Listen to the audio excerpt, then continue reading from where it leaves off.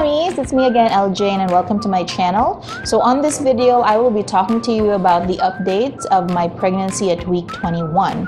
Especially since we are in the middle of the pandemic, I'll be talking about the updates about how my baby is inside my tummy, and also the discomforts that I am currently feeling or currently having. So if this is something that would help you out, especially all those mommies out there that are also having the same thing or currently going through the same thing, don't forget to click like and subscribe for more videos about my preggy journey. So now let's go ahead and start. Yeah.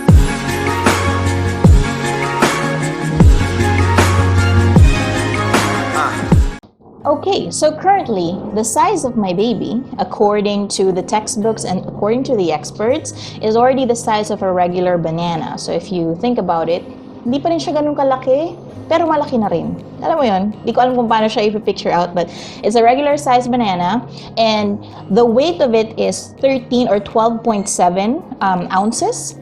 It is 360 grams to be exact. And at this point, mararamdaman mo na yung movement niya sa loob pag nagsa-somersault siya.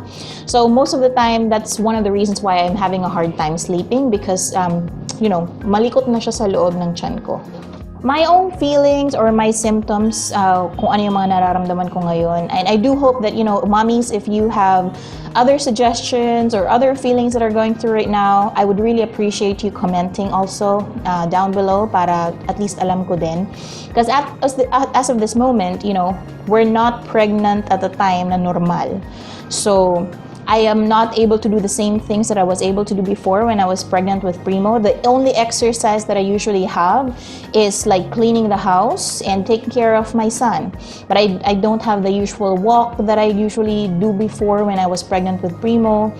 I don't even, I'm not even able to go to the mall anymore. Unlike before, na halimbawa, I wanted to exercise a little bit, na medyo mag-enjoy naman ako. I would usually go out and, explore the mall or maybe window shopping. Hindi ko magagawa yun ngayon. I know same mommies out there as well are going through the same thing as me.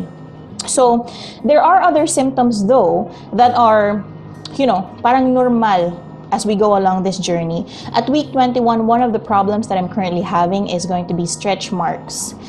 I've already mentioned before on my other videos that I don't really like putting anything on my skin at the moment or applying anything, so like lotion and stuff like that. So I'm the type to suffer the consequences. To be perfectly honest, I don't really have a very smooth tummy at the moment.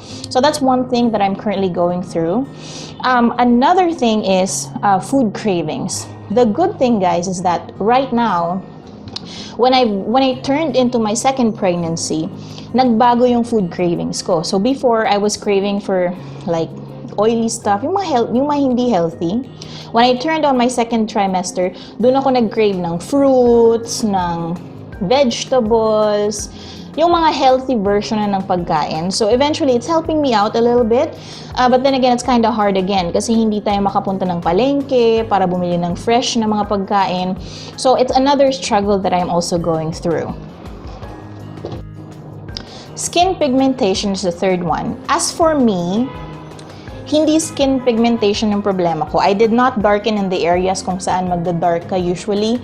Ang naging problema ko talaga ngayon is breakout. So, pimples. Doon talaga ako nagkakaproblema. Kahit naman actually before kay Primo, ganun din yung naging problema ko. I had a lot of pimple, kahit dito sa likod ko, meron din. And I guess that's normal kasi nga syempre we're changing, the hormones is changing and everything. So hindi tayo dapat mag-worry doon. Another thing is varicose veins. Although right now, wala akong problema sa varicose veins. Makinis naman kahit papano yung legs ko. Ang problema ko lang is yung lagi akong pinupulikat, which is again another normal thing to happen sa buntis. Yun lang. Pero as far as varicose veins or whatever, wala akong ganong problema. Isa sa pinaka malaki din na problema ko ngayon is insomnia. I'm having a hard time sleeping.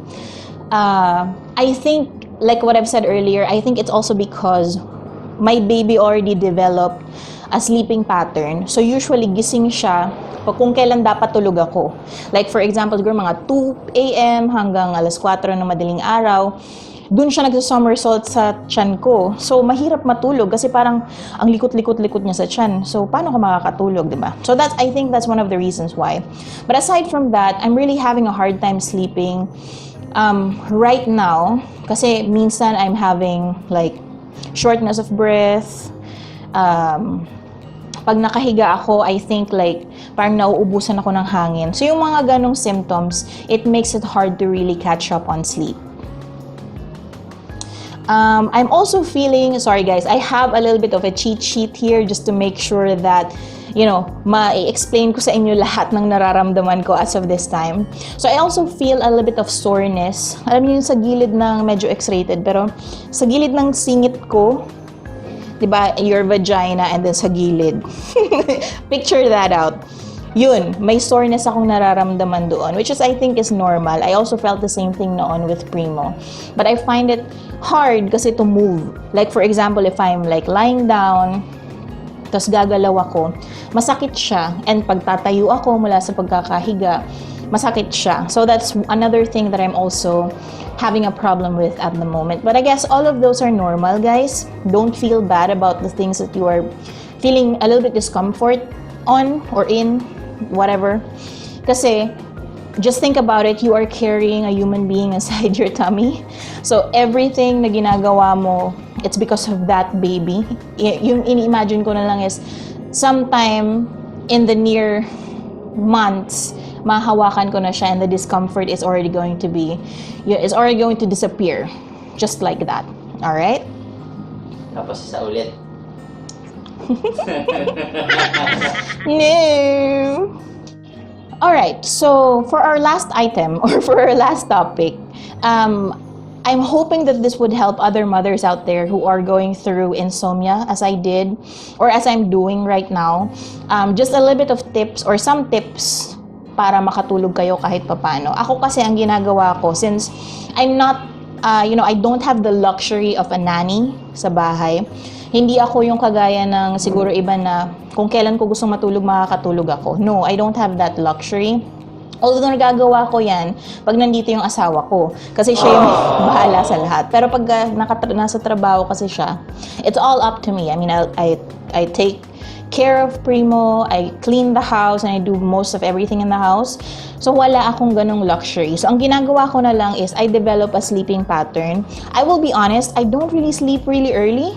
Kasi mahilig kami ng asawa ko mag-movie marathon sa gabi. So hindi namin naging ugali ang matulog ng maaga.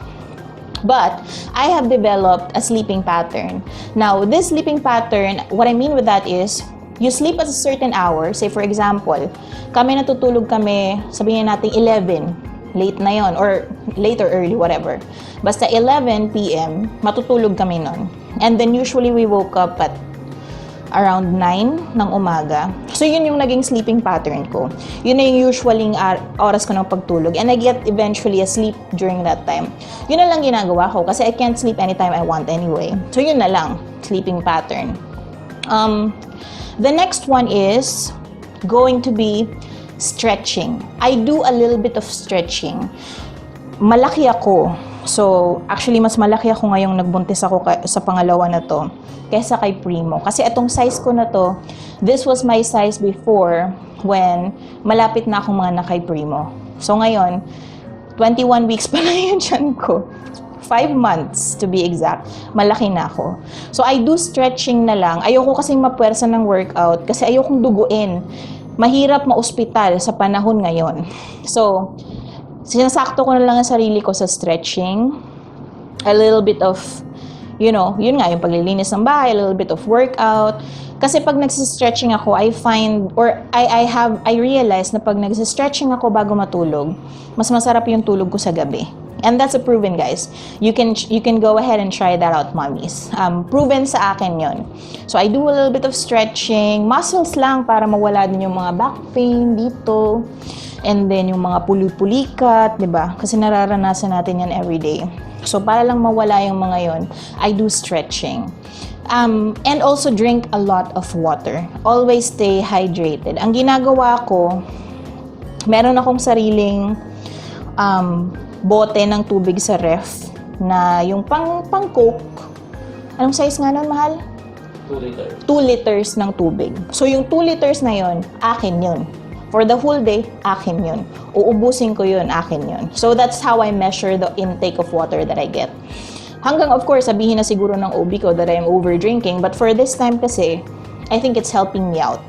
Hindi ako dried out, hindi matamlay, kasi parang feeling ko, syempre na lulubricate yung mga muscles ko, yung buto ko. Ganon, that's just for me. The next one is, no phones near the bed. Although, guilty ako dito guys, kasi I always have my phone near me pagkagabi. Kasi, I don't know, maybe it's just something na pag hindi kami nag-movie marathon ng asawa ko, it's like my me time. Tulog na si Primo, tulog na si Habi, it's my me time. So it's my time to browse the internet, my social media, check out YouTube and stuff like that. So I always take advantage of that moment. But as much as possible, try to get it, try to do it na wala kang phone sa tabi mo. And then it will eventually help you out in sleeping. Another thing that makes me feel better, guys, and eto, I don't know, siguro ako lang to, or maybe, kasi syempre, pag buntis tayo, guys, we have a different, aminin man natin sa hindi, nag-iiba ang ating physical features. So one thing that makes me feel better at the end of the day, after all the discomfort, is making myself look pretty pa rin. So, kahit hindi ako maglagay ng kahit ano sa mukha ko, kahit konting kulay lang, alam mo yung konting kulay, konting suklay, I think that helps a lot. So, if that helped out, and if you find this video informative, don't forget to like and subscribe, kasi we're gonna go through another update next week about my pregnancy and another discomfort probably that I'll be going through. I'm also gonna be taking you sa ultrasound ko, and everything about my pregnancy. All right? So that's just to help us out. And if you have any suggestions, again, advice, I would really appreciate that, especially now na nasa pandemic tayo. Mommies, let's help each other because we can't do the same things that we were doing before. Let's at least help each other na nandito lang tayo sa bahay, and then we are giving out different info about being pregnant and stuff like that to ease out all the discomfort, at least some of it, diba? So I guess that's it, guys. Hinihingal ako. I don't know why, but I would be ending the video here. And again, don't forget to click like and subscribe, as I will be taking you to another video about my preggy journey next week. All right? Thank you very much, mommies. Have a good day.